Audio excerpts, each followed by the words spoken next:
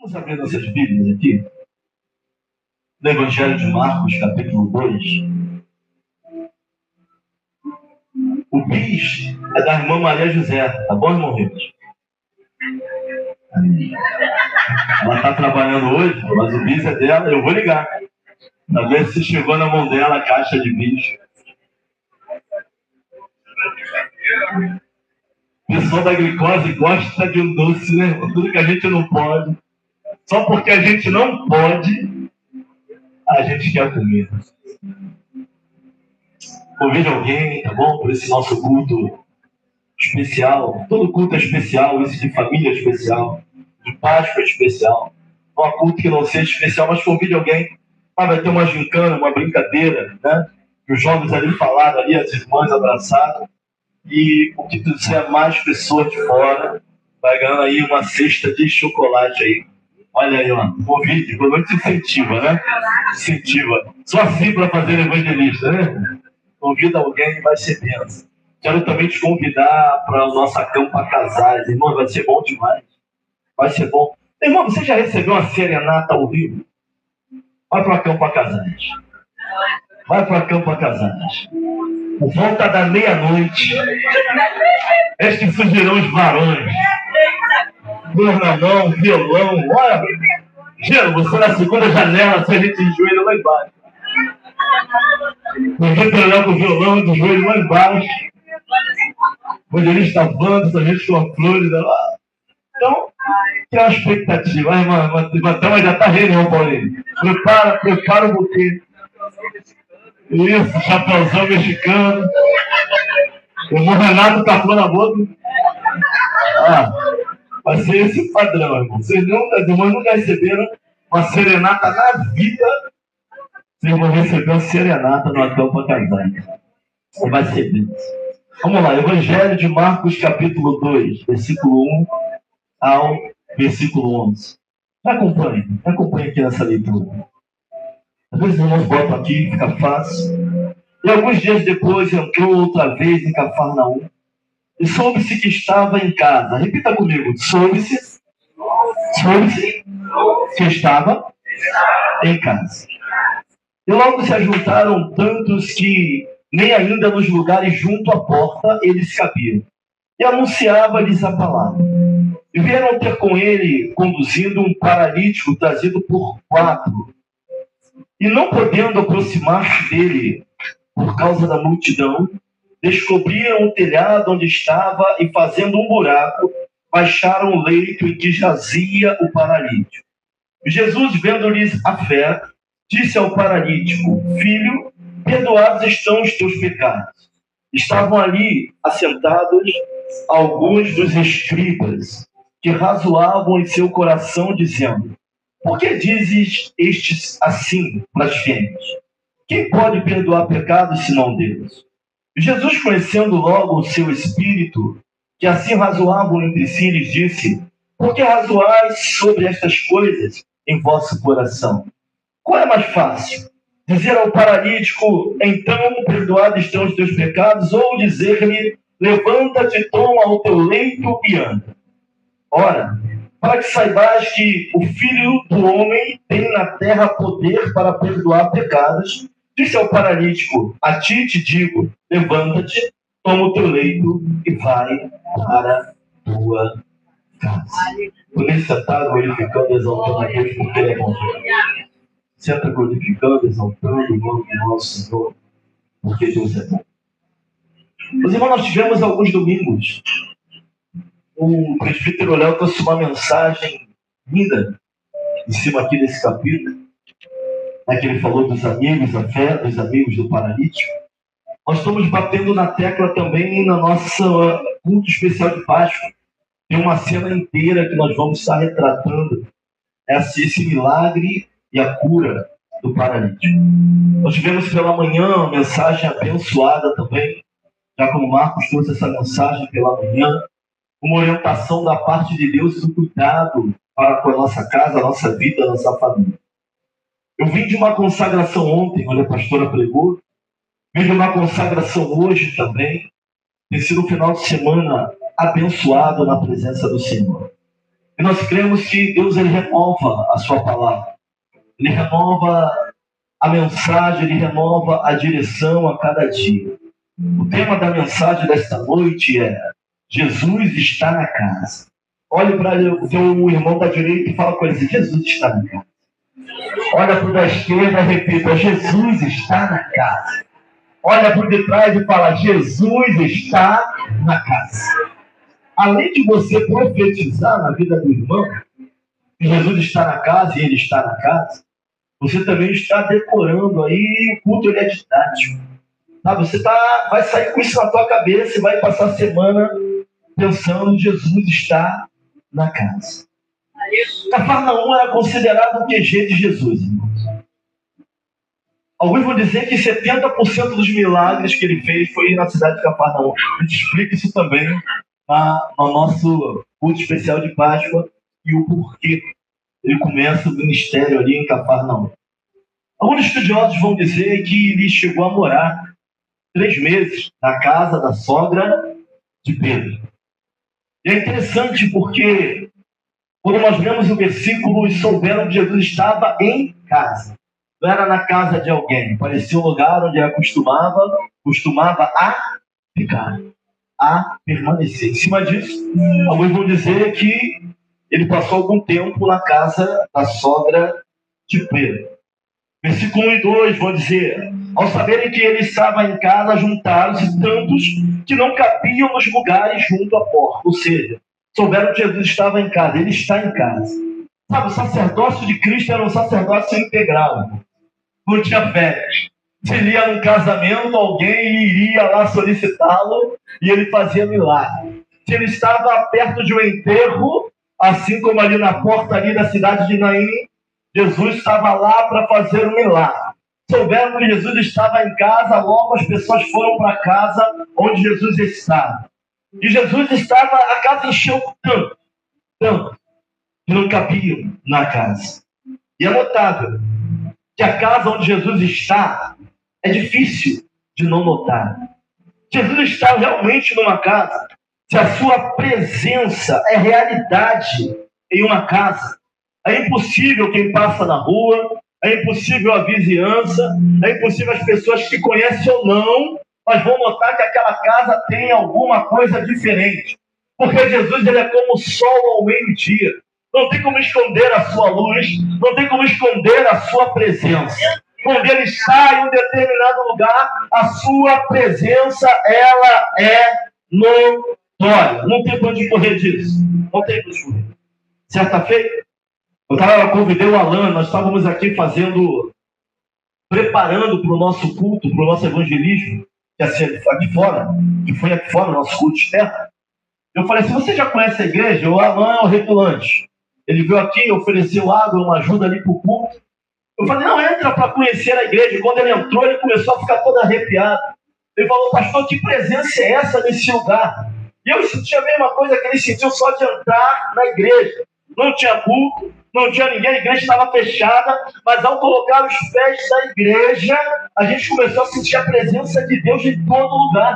Tem gente que vem limpar a igreja e sente a mesma coisa. E fala: pastor, não dá nem vontade de sair daqui. Eu chego aqui para limpar, para arrumar, mas existe uma presença de Deus impregnada, a unção do Senhor nesse lugar. Então, quando Jesus está em algum lugar, quando ele está em casa, é impossível alguém não notar que ele está. A contrapartida, a aplicação real para nossas vidas, quando Jesus não está no lugar, também é notório de que ele não está naquele lugar. Lugar de brigas, de confusões, de tumultos constantes, irmãos, não é um lugar onde deveria ser chamado da casa do cristão. Alguns vão usar teologias. Nós ouvimos aquela teologia de placa, de entrada de tapete de casa. A minha casa pertence ao Senhor. Mas se quem passa, quem olha, não entende, não vê, não sente, o vizinho vai acabar dizendo assim: pertence ao Senhor, mas foi alugada para Satanás, porque paz não tem aí dentro desse lugar. Sabe? A gente precisa entender isso, irmãos. De forma alguma, uma família que serve a Deus deve viver de qualquer maneira. Na sua rotina, na sua casa ou no seu dia a dia. Jesus e a sua palavra. A palavra e Jesus. Ele é a própria palavra. Deve ser a bússola que todo cristão, que toda família que serve a Deus deve seguir. Não são suas emoções, não pode ser o seu achismo. A nossa mente é complicada e decaída, dependendo da situação que você está vivendo. E foi pregado pela manhã aquele que ouve as minhas palavras e as pratica. Para ter a casa construída sobre a rocha, não vai bastar ouvir, vai ser necessário praticar. Porque Salmo 91 a gente sabe de cabeça. Salmo 123 a gente sabe de cabeça. Sabe, mas praticidade do Evangelho é uma coisa totalmente diferente. Então, para ter a casa construída na rocha, não vai bastar só se intitular-se cristão. Ou vir para cá na quarta-feira orar, ou vir para cá na escola bíblica dominical, é bom, tem que vir sim, glória a Deus, mas temos que praticar essa palavra. Para quebrar cadeias, tem que praticar essa palavra. Você está entendendo o que Deus está falando aqui? Agora você vê que quando nós anunciamos uma visita, estava vendo um testemunho de um pastor, ele falou assim, eu vou visitar o casal, vou fazer uma visita aí. Rapaz, quando o pastor chegou lá, tinha um negócio bom já preparado ali, para o pastor e para a esposa. Sabe? Aí o marido levantou, o marido pegou os copos, levou, lavou tudo, o quintal estava limpo. Aí a mulher virou para a esposa do pastor e falou assim, ó, nunca fez isso. Nunca fez, está fazendo porque o pastor veio aqui. Esse pastor falou o seguinte, se a minha presença gerou aquela mudança, olha para alguém e fala assim, imagina a presença dele na tua casa.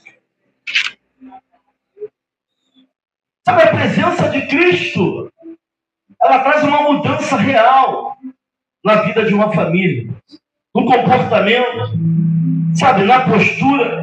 2 Samuel, capítulo 6, versículo 12 ao 15, vai relatar o fracasso de Davi ao tentar trazer a Arca da Aliança. Estou falando aqui sobre a presença do Senhor, mas a Arca da Aliança, sabe, usar vai querer meter a mão na arca, sacerdote, vai achar que o serviço é mais importante do que a reverência, vai achar que o serviço está na frente da santidade, é porque eu estou servindo, eu sou obreiro, e está esquecendo que Deus é santo, santo, santo e sem mistura, vai meter a mão na arca e vai ser fulminado.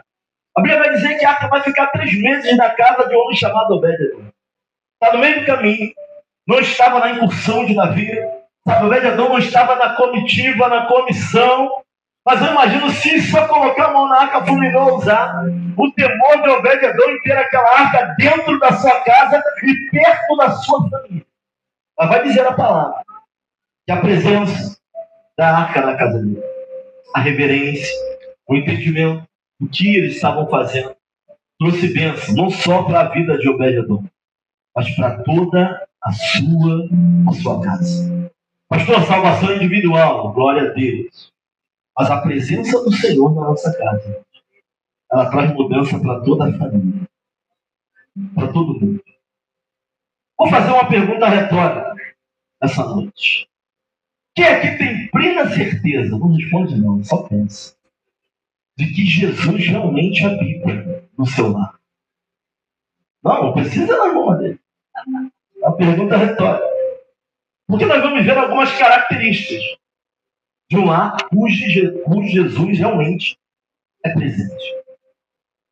Então você está pensando, eu tenho certeza de que Jesus habita na minha casa.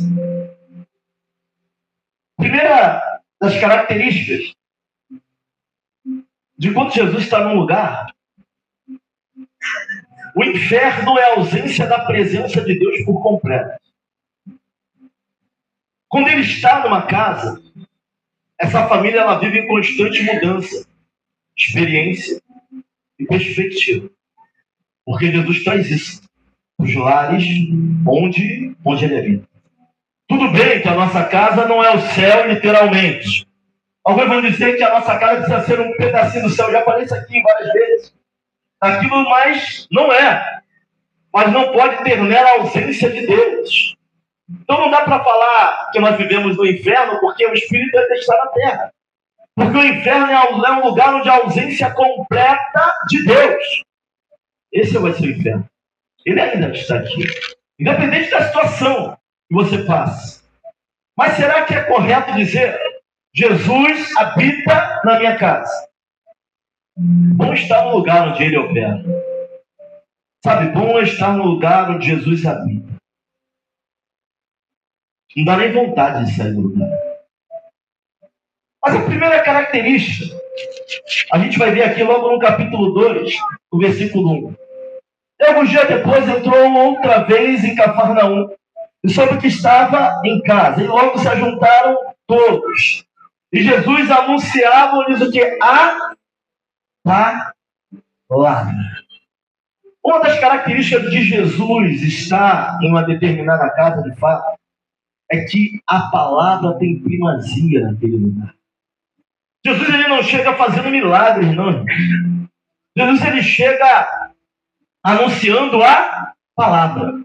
Não dá para desassociar Jesus da sua palavra. Ele habita onde a sua palavra habita. E onde a sua palavra habita, Jesus habita também. Então, uma casa que eu posso falar: pastor, Jesus está na minha casa, mas a grande questão é, eu vou te deixar outra pergunta: a palavra dele é primazia no teu lar? Ou é o achismo? Ou são as emoções? Ou nós somos moldados pelas adversidades da vida? O cristão não é moldado por adversidades. Sabe, pastor, o deserto molda o crente. Não. É a presença de Deus na vida do crente no deserto que molda ele. Não é só o deserto. Deserto é lugar de morte, irmão. Deserto não é lugar que molda ninguém. Mas quando Deus tem propósito na vida de alguém, ele usa lugares assim para nos lapidar e nos ensinar. Mas a palavra de Deus precisa ser primazia na casa do cristão.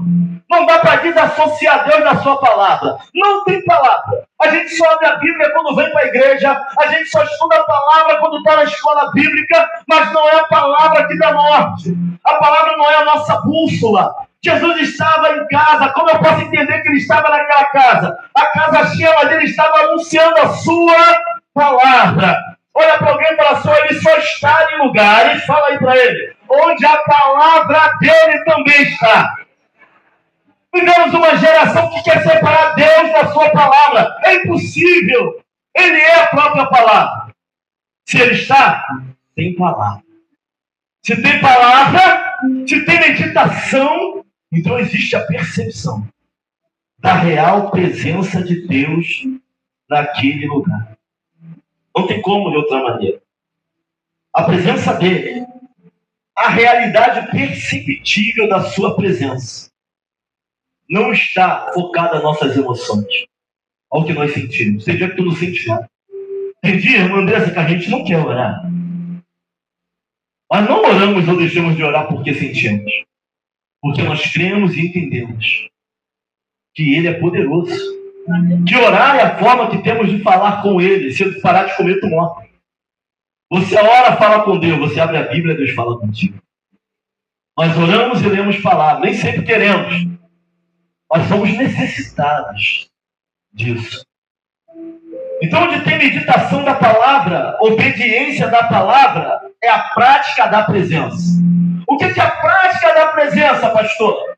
É a meditação na sua palavra, obediência à sua palavra, se ouvires, é praticar.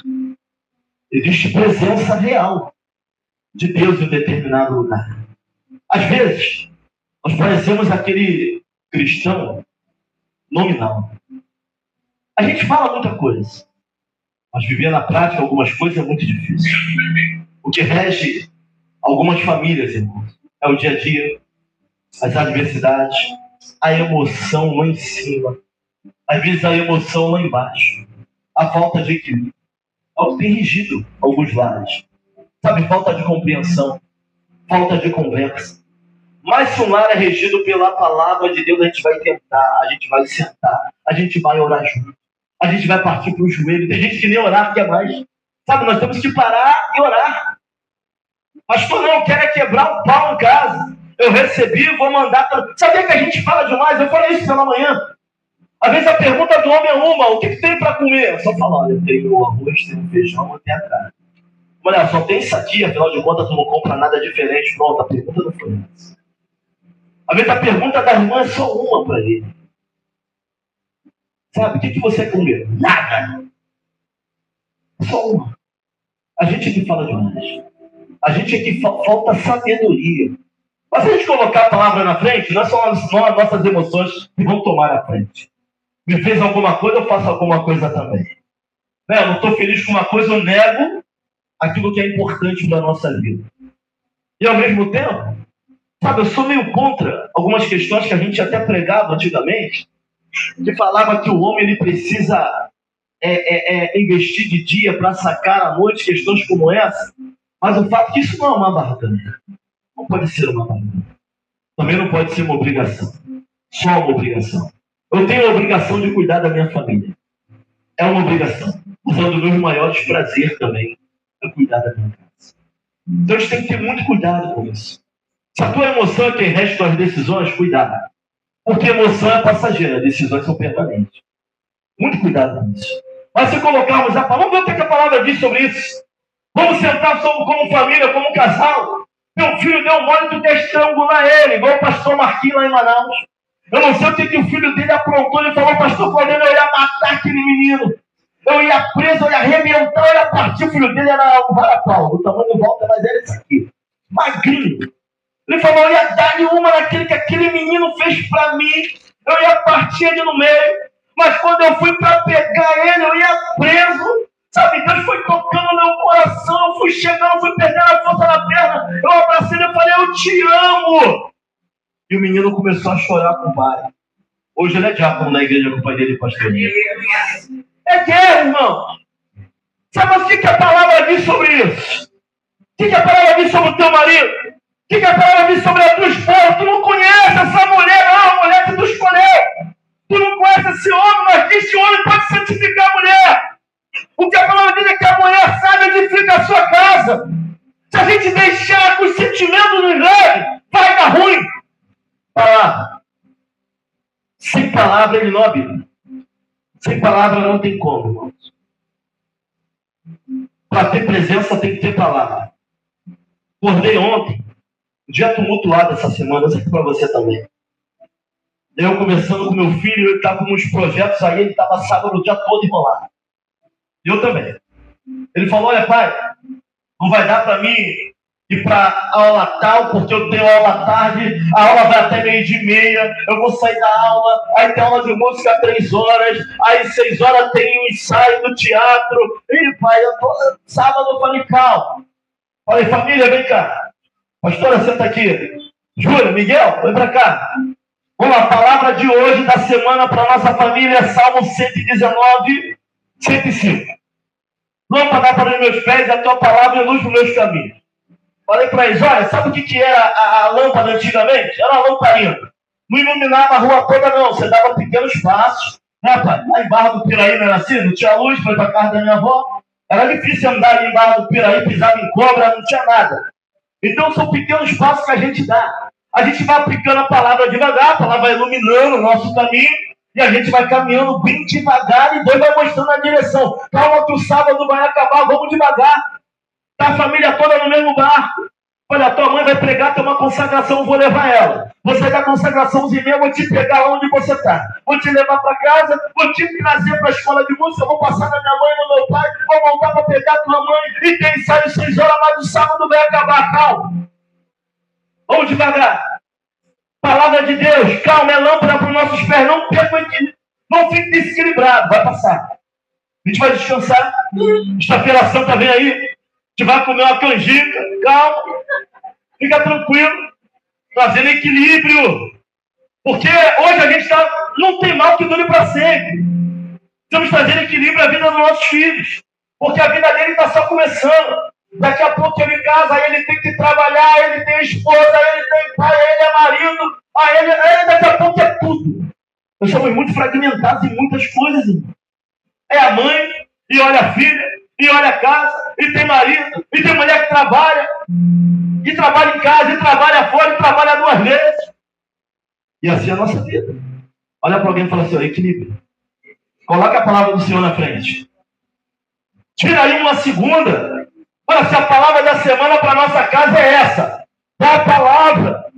Ora junto. Pede a Deus misericórdia. E não tem final de semana que parece que eu não vou sobreviver, né, presbítero Léo? Pensar e vai para o trabalho, volta da igreja, prepara a mensagem. Mas quando chega no domingo à noite, quando eu falo à noite, eu falo 9 horas da noite, tá? Sobrevivemos a mais um final de semana e foi bom. Chega na segunda, eu recebo 3 áudios do presbítero Léo sobre o culto. E a gente vai conversando. Aí eu demoro um pouco mais para responder. Aí o evangelista avança, manda o áudio, eu respondo só 3 horas da tarde, ele já está orando pela minha vida. Aí a gente responde. E aí a gente vê a segunda-feira, e vê os desafios. E mais um final de semana. Mas fica sem isso para você ver. Deixa se Deus te tirar da obra por completo. Que falta que dá fazer essa obra. Tem equilíbrio, irmãos. Abra a palavra, sabe? Não tem como sermos cristãos sem que a palavra esteja na frente da nossa vida. Onde há presença, a palavra. Onde há palavra, a presença. Jesus estava na casa. Primeira característica. A palavra é soberana nos lugares onde ele está. Não dá para mudar isso. Pastor, não tem culto familiar na minha casa. Eu falo familiar, estou falando dentro de casa. Começa a orar. Começa a chamar. Só eu sou ministrando na minha casa. O resto é meia bomba ou não é nada. Não, mas vou te ouvir. Chama para perto, deixa eu orar pela vida de vocês, deixa eu dar uma palavra de Deus para vocês. Sabe, começa a introduzir a palavra dentro do teu lar. Pode ver se as brigas não vão parar. Não vai ter mais compreensão. Quando eu tentei agir pelos meus impulsos, foi ruim. Mas quando eu descobri que a palavra me ensina, ela é bússola, ela é lâmpada para os nossos pés. E não adianta querer ir lá a iluminar a esquina toda, não. Tem morro de véspera, é frango de Natal. É usar a palavra devagar. Vai ver esse, né? Eu não botei um frango aqui. É usar a palavra devagar. Para que ela venha iluminar o teu. É um pouco espaço, é devagar. Olha para quem está do seu lado, as coisas estão assim, ó. Vamos usar a palavra devagar. Calma. Calma, Valquíria, é devagar. Calma. Calma, Moni. Deixa a palavra tomar conta. Deixa a palavra atuar na nossa vida. Segunda característica de que Jesus está na casa. Olha para o versículo 4. E não podendo aproximar-se dele por causa da multidão, descobriram o telhado onde estava e, fazendo buraco, baixaram o leito em que jazia o paralítico. E Jesus, vendo-lhes a fé, disse ao paralítico: Filho, perdoados estão os teus pecados. Sabe, Jesus, ele fica assombrado. Mas ele fica assim, olhando a fé daqueles 4 amigos. Nossa fé só tem 2 amigos, tá? Por falta de pessoas para trabalhar no teatro. Mas a Bíblia vai dizer que são 4. Sabe, a fé daqueles 4 Jesus, ele fica totalmente perplexo. Mas a fé chama a atenção de Jesus. Detalhe, a casa não era deles, tá? A casa não era deles. Jesus também, ele não fica assim com a fé do paralítico. O paralítico, quem fala do paralítico aqui? Ele só estava esticadão na cama. Ele fica surpreso com a fé dos amigos. Detalhe, a casa não era deles. Os amigos não eram família. Como diz a Bíblia que era parentela, mas eles levam eles, mesmo a casa não sendo dele. Eles estão indo para o lugar onde Jesus está. Se ele estivesse lá onde o paralítico morava, se ele estivesse lá na Avenida Lima, ele está indo para onde Jesus estava. Só fazendo isso, precisamos nos lugares onde ele está. Precisamos habitar lugares onde ele habita. Você vai na casa onde pessoas que deveriam estar, você habita de pessoas que não têm nada a ver com Cristo e vai arrebentando a tua casa também. Antes de orar por alguém, peça a Deus a perguntar por que o lascado está lascado. Pode ser a mão de Deus sobre a vida dele. A gente entra e tem pessoas que não podemos entrar. Tem pessoas não te ajuda em nada, parece um sanguessuga. Só chega pra frente de você pra tirar tudo que você tem. Mas eles pegam aqui e vão pra cá quando Jesus está e outra coisa feita aqui. A aplicação real da nossa vida. Amiga dele que quer ter. Sabe, amiga dele que não vai ter. Ele dá esforços para que Deus abençoe a tua vida tirando isso tudo. Cuidado onde você anda e com quem você anda. Muito cuidado com isso. Agora, a casa onde Jesus está, segunda característica, é uma casa passível de milagres acontecer. Onde ele está, milagres acontecem. Mas a situação está ruim, mas fica viva naquele lugar. Se prepara, porque ele pode mudar a realidade da tua situação. E você pode vir a te ajudar. Não pense que a vida é infantil, se infantil a vida não consegue passar. Cada um tem seu problema. Olha porque você cada um tem seu problema. E quando tem problema, vai só ser tudo desse tal. Por que não consegue passar a vida na frente? E vai pegar o seu passaporte no corpo e vai me chamar para tentar uma necessidade. Se você parar de olhar, tem gente passando situação pior do que você. Pastor, eu tenho pregado. Pastor, ela está tendo problema. Pastor, me chamou, deu problema na coluna, ficou ruim.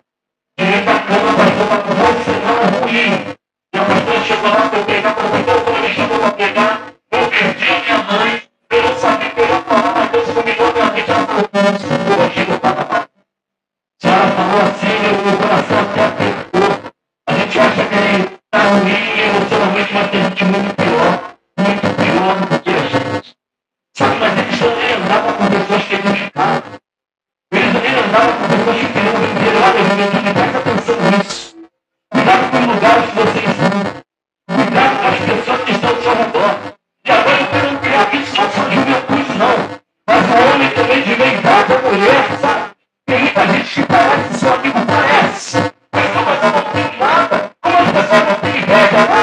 Presta atenção. Tem gente que tem inveja do nada que você acha que tem. Porque nem isso eles têm. Tem pessoas que têm mais do que você, mas se preocupa com a tua alegria, com a tua forma de viver, com o teu alto astral, porque tem isso na tua vida de trabalho. Ele andava com pessoas que queriam viver. Jesus olha para frente quem era dele, não dos amigos dele. E leva ele para onde? Para o lugar que ele vive. Família, sai de lugares que ele edifica.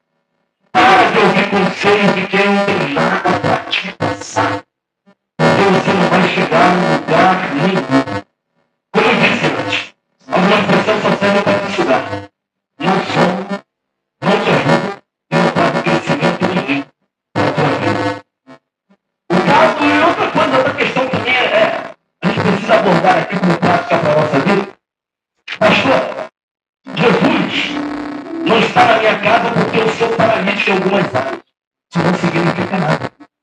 Jesus estava na casa, o paralítico também estava na casa. Sabe, cada um aqui tem um problema, tem uma dificuldade.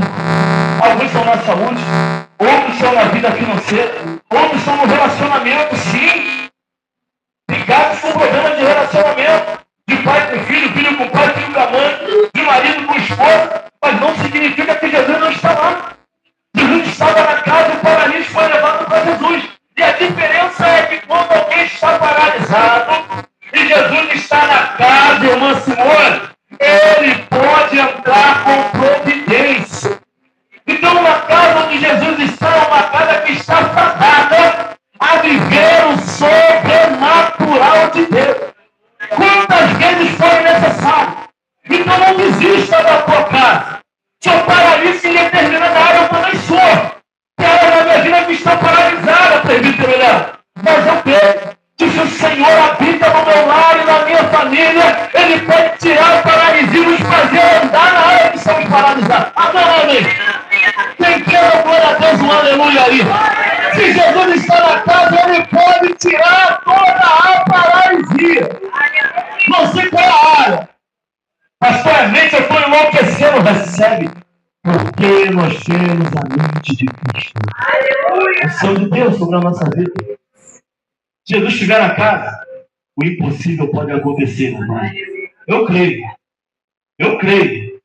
Com o ar que eu respiro, irmãos, ele pode tirar toda a paralisia. Não sei que área você está paralisado. Alguns já há muito tempo. Área financeira, profissional, não sei. Mas se ele estiver na casa, alguma coisa ele faz. Terceira característica de quando Jesus está na casa. Você percebe que eles fizeram um buraco no telhado? E o que menos importa é o buraco no telhado. Jesus olhar para frente. Como eu disse aqui, a casa era de alguém. E fizeram um buraco no telhado da casa de... Você consegue ver algum relato de reclamação do buraco? Vai fazer um buraco na tua casa para descer alguém para o culto, para o lado em cima. Vai quebrar a janela de alguém aqui para passar alguém paralítico, para poder receber a palavra no lado em cima. Ouvir assim, vai dar ruim. Vai tentar. Fizeram um buraco. Não existe relato da sogra de Pedro. Não existe relato do próprio Cristo sobre o buraco. Irmão, para descer alguém não foi um buraquinho, então não foi um buraquinho, não. Fizeram um rombo no telhado. Também não tem relatos de que botaram a telha no lugar. Mas sabe qual é a terceira característica que eu vejo de quando Jesus está na casa? Diaconisa Patrícia. É que a casa que Jesus está, pessoas são mais importantes do que coisas. A casa onde ele habita, as pessoas têm mais importante do que o material. Sabe, a casa onde o Espírito Santo habita, as pessoas são o que importam. E não as coisas. Porque onde a palavra é soberana, ele está. E onde ele está, as pessoas têm primazia. Não são as coisas que têm primazia. A manifestação da glória dele, a primazia. Agora, se você valoriza mais o teu celular do que o teu filho, mais do que a rede social, do que a presença do teu marido, mais do que a rede social, do que a presença da tua esposa, se você valoriza mais o material, aquilo que você tem, se você valoriza mais o teu trabalho, eu sei que tem que trabalhar, tem que botar dinheiro em casa, sabe, mas para algumas pessoas nada está bom, nenhum dinheiro nunca está bom. Não é Deus que está na tua casa. Não é Jesus quem governa a tua família. É outra coisa e é outro ser. Porque aonde ele está presente, irmãos, pessoas têm mais valor do que coisas. Hoje nós vivemos um tempo e uma geração onde nós estamos humanizando as coisas e os animais. Estamos humanizando as coisas e os animais. Eu vou usar uma palavra aqui, depois a irmã Nadir me corrige aí. E coisificando pessoas. Não existe isso? Mas eu vou botar aqui.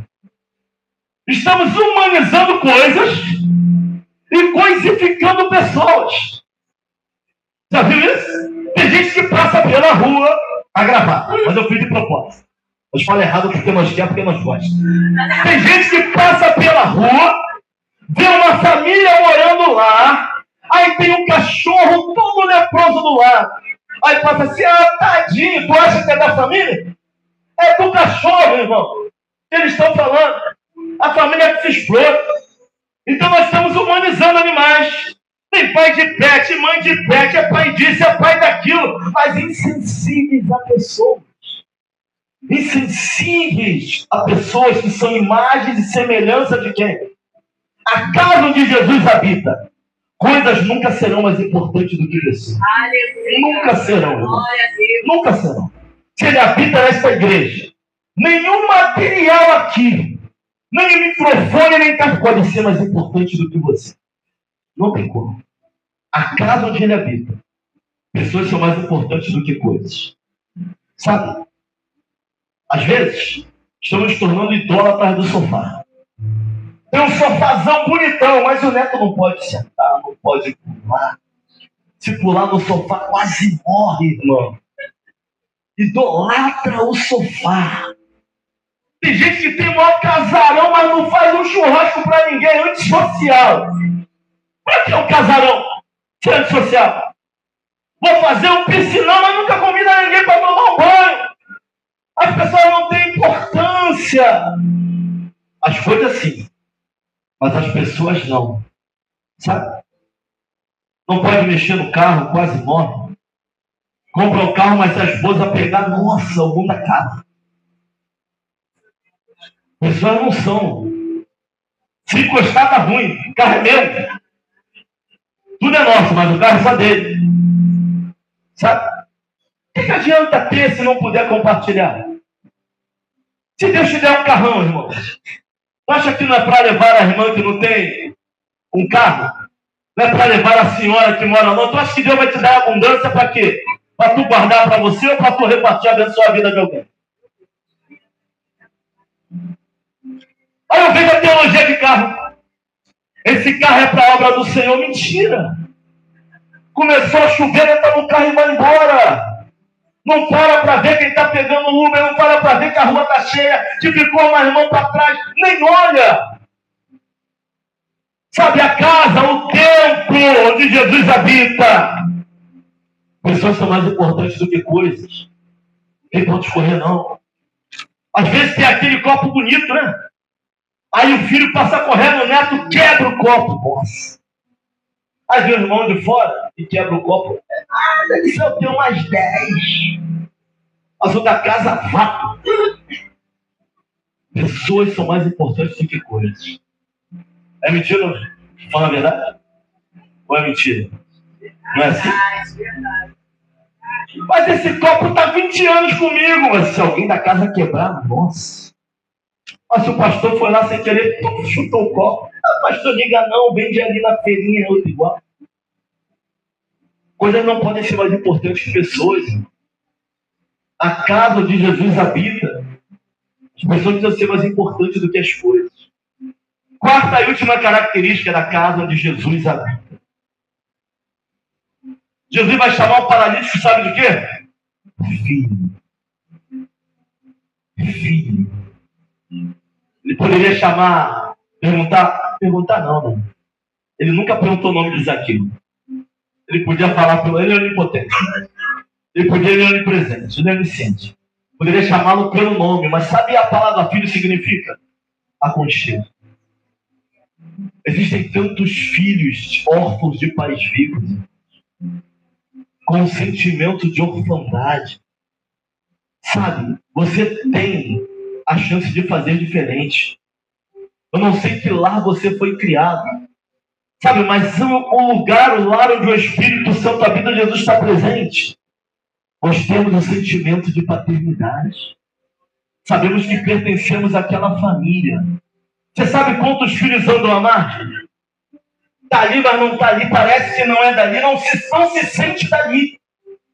Ele tem família, mas é como se não tivesse. Ele vai falar, filho. Vai mostrar para aquele paralítico a sua paternidade. Tu está paralisado, mas é meu filho. Tu está endividado, mas é meu filho. Tu está enfermo, mas tu é meu filho. Ninguém te entende, mas eu te entendo. Ninguém te vê, mas eu te vejo. A casa onde Jesus habita, a paternidade dele é impregnada.